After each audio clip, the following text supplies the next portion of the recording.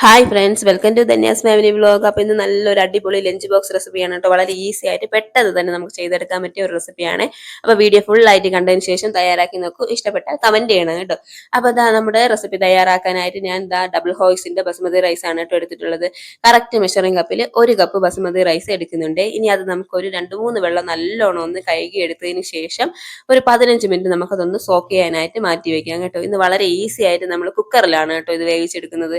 അപ്പൊ അതിനുവേണ്ടി ഞാൻ ഒരു കുക്കർ എടുത്തിട്ടുണ്ട്. നമ്മൾ 15 മിനിറ്റ് സോക്ക് ചെയ്ത് വെച്ച അരി എടുത്ത് വെള്ളമെല്ലാം കളഞ്ഞതിന് ശേഷം നമ്മൾ അതിലോട്ട് ഇട്ട് കൊടുത്തിട്ടുണ്ട്. ഇനി ഇതിലേക്ക് 1 കപ്പ് അരിക്ക് 2 കപ്പ് വെള്ളം എന്ന കണക്കിന് വെള്ളം ഒഴിച്ചു കൊടുക്കുന്നുണ്ട്. ഇനി അരിക്ക് ആവശ്യത്തിലുള്ള ഉപ്പും കുറച്ച് 1 ടേബിൾ സ്പൂൺ ഓയിലും ആഡ് ചെയ്യുന്നുണ്ട് കേട്ടോ. അരികളൊക്കെ തമ്മിൽ പരസ്പരം ഒന്ന് ഒട്ടിപ്പോകാതിരിക്കാനാണ് കേട്ടോ.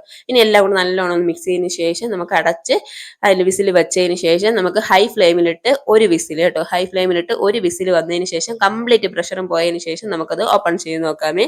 അപ്പൊ റൈസ് റെഡി ആയി വരും.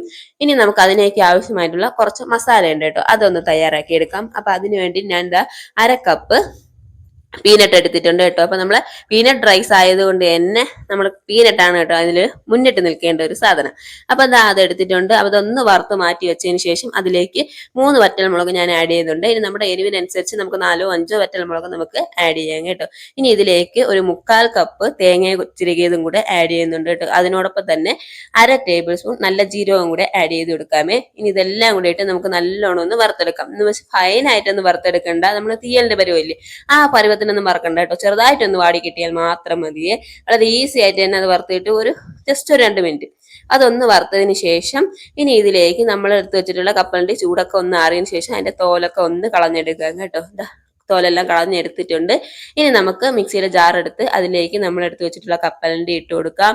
അതിനോടൊപ്പം തന്നെ നമ്മൾ വറുത്തെടുത്ത് വെച്ചിട്ടുള്ള തേങ്ങയും മുളകും ജീരകവും കൂടെ ഉള്ള കൂട്ടും കൂടെ നമുക്ക് ഇട്ട് കൊടുക്കാം കേട്ടോ. ഇട്ട് കൊടുത്ത് നമുക്ക് നല്ലോണം ഒന്ന് അരച്ചെടുക്കാമേ.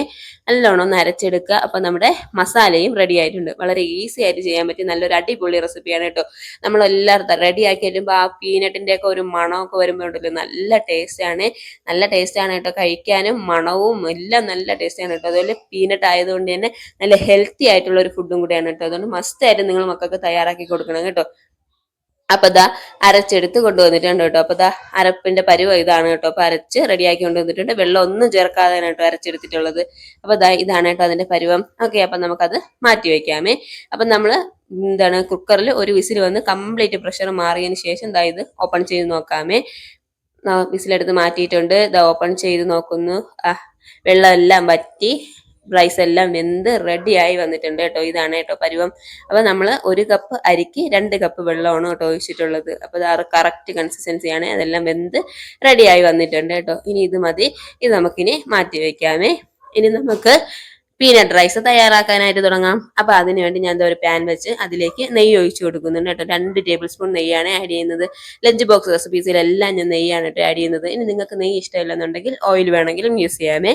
ഇനി ഇതിലേക്ക് നമ്മൾ കുറച്ച് കപ്പലിന്റെ ഇട്ട് ഒന്ന് വറുത്തെടുക്കാം കേട്ടോ. നമ്മുടെ പീനട്ട് റൈസ് ആയതുകൊണ്ട് തന്നെ കപ്പലിന്റെയാണ് കേട്ടോ മുന്നിട്ട് നിൽക്കേണ്ട ഒരു ഐറ്റം എന്ന് പറയുന്നത്. അപ്പൊ നമ്മുടെ ഇഷ്ടം അനുസരിച്ച് നമുക്കത് കടിക്കാൻ കിട്ടുന്ന പരുവത്തിന് നിങ്ങൾക്ക് എത്ര വേണമെങ്കിലും ആഡ് ചെയ്യാം കേട്ടോ.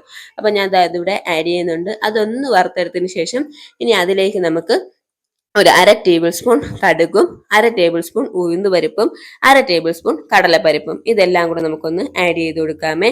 നമ്മുടെ ഇഷ്ടം അനുസരിച്ച് നമുക്ക് ഇതിന്റെ പരിവൊക്കെ ഒന്ന് മാറ്റിയൊക്കെ എടുക്കാം കേട്ടോ. നമുക്ക് ഉഴുന്നുപരിപ്പും കടലപ്പരിപ്പും ഒക്കെ കുറച്ചുകൂടെ നമുക്കൊരു ടേസ്റ്റിയും ഇഷ്ടമാണെങ്കിൽ നമുക്ക് അതിനനുസരിച്ച് ഒന്ന് കൂട്ടിയൊക്കെ നമുക്ക് ആഡ് ചെയ്യാം കേട്ടോ.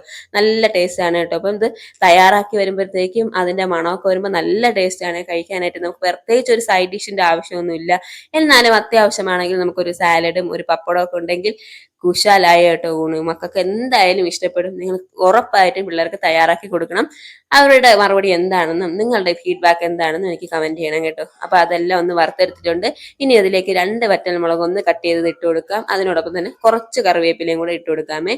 ഇനി അതെല്ലാം കൂടെ നല്ലോണം ഒന്ന് മിക്സ് ചെയ്ത് കൊടുക്കാം. ഇനി ഇതിലേക്ക് നമുക്ക് കാഷ്യൂനട്ടോ കിസ്മിസോ ബദാമോ നമുക്ക് എന്ത് നട്ട്സ് വേണമെങ്കിലും നമുക്ക് ഇതിനോടൊപ്പം ആഡ് ചെയ്ത് കൊടുക്കാം കേട്ടോ.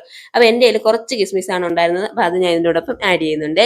ഇനി ഇതിലേക്ക് നമുക്ക് നമ്മൾ തയ്യാറാക്കി വെച്ചിട്ടുള്ള റൈസ് ഇട്ട് കൊടുക്കാം. എല്ലാം കൂടെ നല്ലോണം ഒന്ന് മിക്സ് ചെയ്ത് കൊടുക്കാമേ. അതിനുശേഷം നമ്മൾ തയ്യാറാക്കി വെച്ചിട്ടുള്ള പൊടി ഇട്ട് കൊടുക്കാം.